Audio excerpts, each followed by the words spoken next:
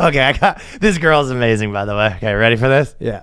I have asked the last 3 dudes I've dated for their bank account info on the first date I don't judge people's actions. I look at the intention behind it. So, like, why do you ask for that? because I only want to date a wealthy guy that has money. Valid. So you're getting straight to the point. I Valid. think, I have a job. I'm very successful. So I think I have every right to be like, hi, are we on the same level or am I wasting my time?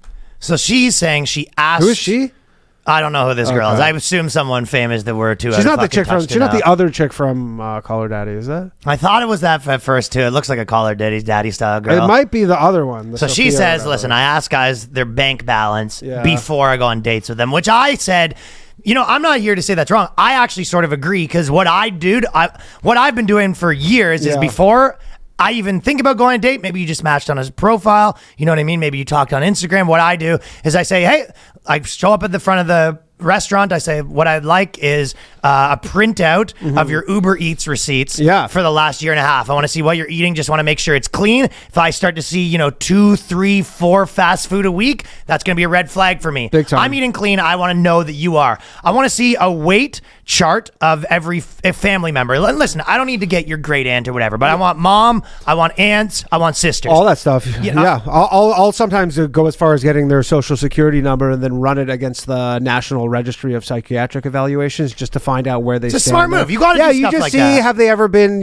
admitted, any sort of just like stuff like that? Because you want to know what you're dealing with, right? You want to know if there's any, mental illness in the family. There's main things you're looking for is mental illness, weight problems. I want pictures Sure. of the mom, and I don't want to see no black and white. Sure. I want to see something with holding today's paper. Yeah. And if she doesn't want to get that, that's fine. We can shake hands and go our separate Absolutely. ways. I actually have a kind of a sneakier one because she's very forthcoming. I don't feel like women like it so much. So I have a suit jacket. I used to have it anyways, right? And I have a suit jacket that has a little pocket in the back that I could fit a scale in.